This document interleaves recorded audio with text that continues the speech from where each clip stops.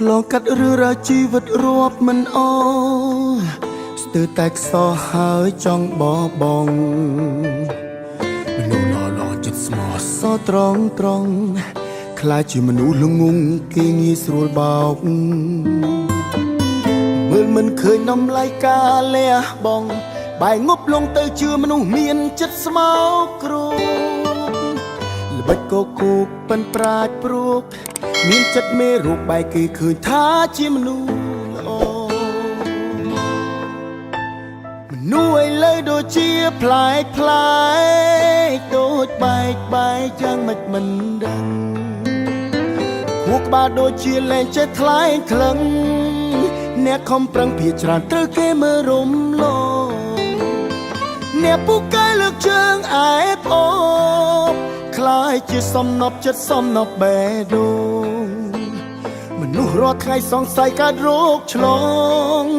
គេទំនុកបំរុងតែខ្សែតោងគ្នាគេ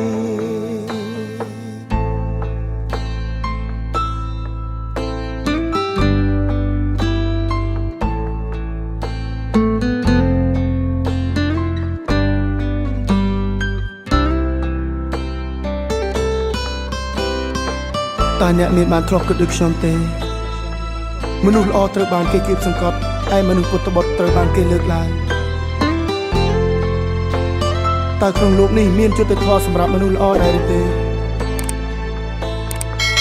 ឆ្លងកាត់រឿងរ៉ាវជីវិតរាប់មិនអស់ស្ទើរតែខ្សោះហើយចង់បបងមនុស្សល្អចិត្តស្មោះសរត្រង់ខ្លាចជាមនុស្សល្ងងគេងាយស្រួលបោកមើលមិនឃើញដំឡៃការលះបង់បែងងប់លងទៅជឿមនុស្សមានចិត្តស្មោកគ្រោកល្បិចកគូកប៉ិនប្រាជ្ញព្រួកមានចិត្តមេរូបបែកគេឃើញថាជាមនុស្សល្អនោះឥឡូវដូចជាប្លែក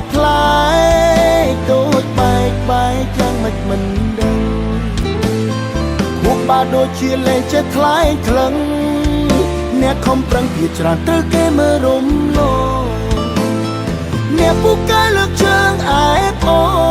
បคล้ายជាសំណប់ចិត្តសំណប់បេះដូងមនុស្សរាល់ថ្ងៃសង្ស័យកើតរោគឆ្លងគេទំនុកបំរុងតែខ្សែតោងគ្នាទេ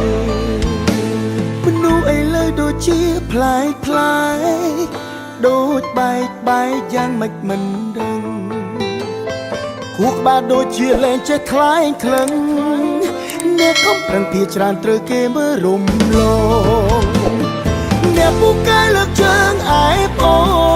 បคล้ายជាសំណប់ចិត្តសំណប់បេះដូងមនុស្សរាល់ថ្ងៃសង្ស័យកើតរោគឆ្លងគេទំនុកបំរុងតែខ្សែតោងគ្នាគេមនុស្សរាល់ថ្ងៃសង្ស័យកើតរោគឆ្លងគេទំនុកបំរុងតែខ្សែតោងគ្នាគេ